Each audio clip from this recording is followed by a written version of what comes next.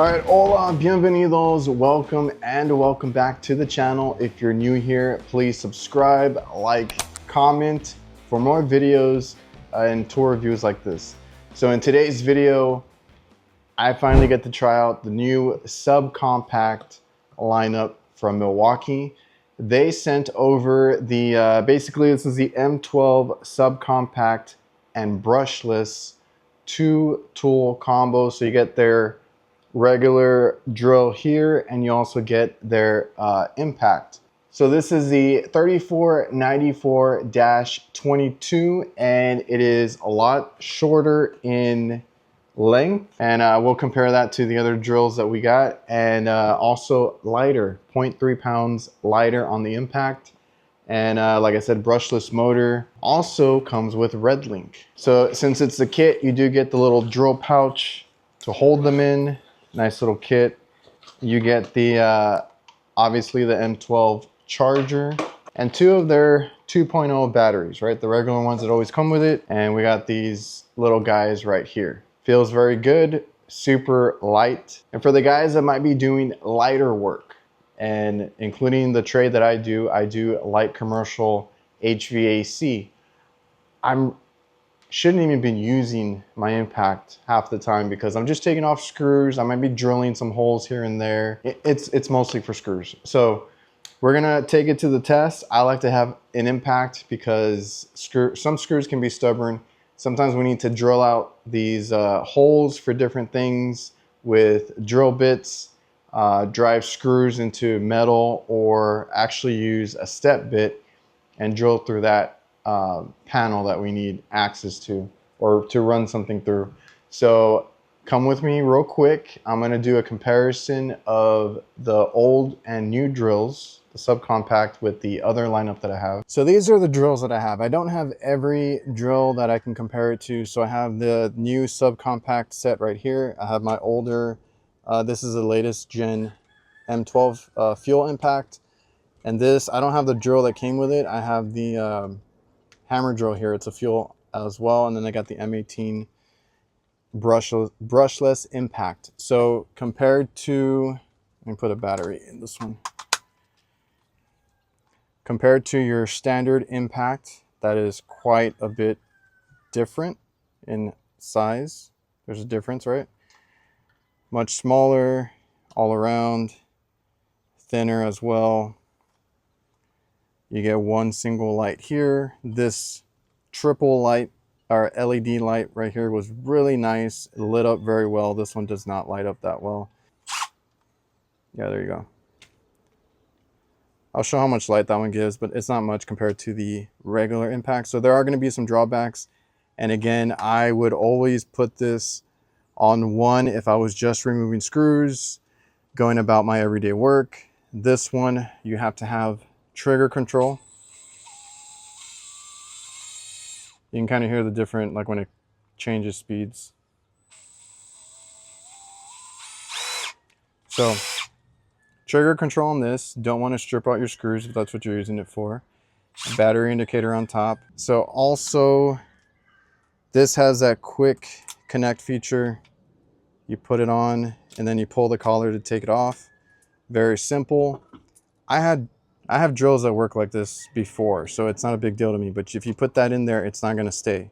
You have to pull the collar to lock it in and pull the collar to take it off. So not horrible, because like I said, I've had drills like that before. So just keep that in mind.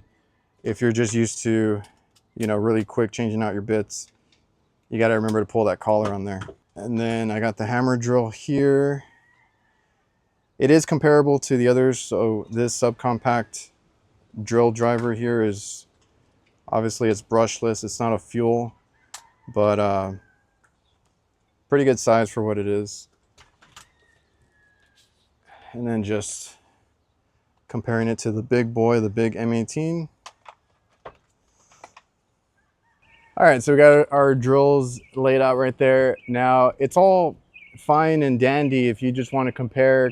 Obviously it's smaller, we know that, but can it replace your impact? Or if you are barely in the market, you know, you haven't bought one yet, should you go for the subcompact versus, you know, their regular impact and save a little bit of money and save space in your tool bag. I think that's one of the best benefits of this, is all the space that, you know, you can save if you're putting this in your everyday bag. So that's fine, but does it do the same as a regular impact or close enough to where you won't notice a difference? We're going to use it to obviously remove and put screws back on panels, but I also want to see, does it drill through metal as easily as my other impact? Does it drill screws into metal if we're you know, mounting some stuff? And does it just, you know, give me any issues in the simple tasks? Because that's probably the person that's going to buy this. If you're a heavy user, heavy, you know, you mount a lot, you construction, drilling into metal and thick, you know, thick metal and stuff like that, you're probably not going to buy this. So does it do what you need it to do, basically? All right, out here in the dark, I'm going to give you a quick light comparison and you see what you can see. This is the subcompact. It's not too bad. Looks better on camera, actually. And then the fuel. So, pretty big difference, right?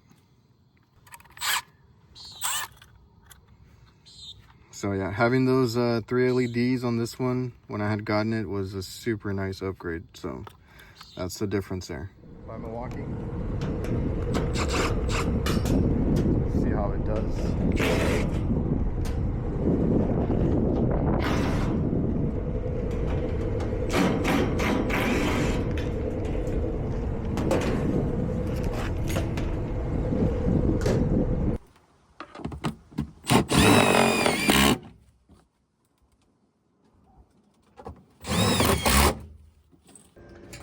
Just gonna use a thin piece of sheet metal to kind of demonstrate.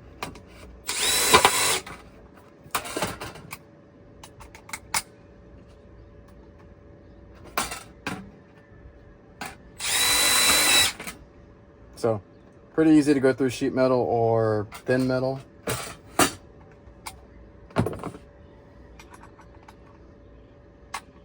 I'll put a little step bit on there.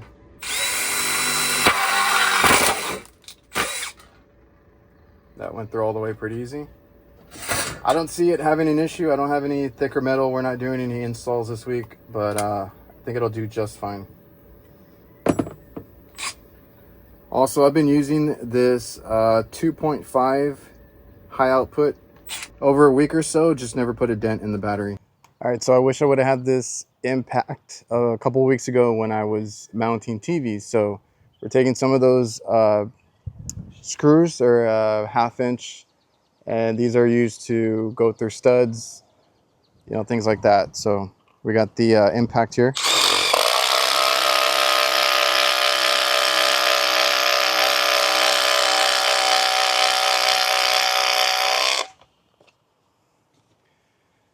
Took a little while, but it went all the way through.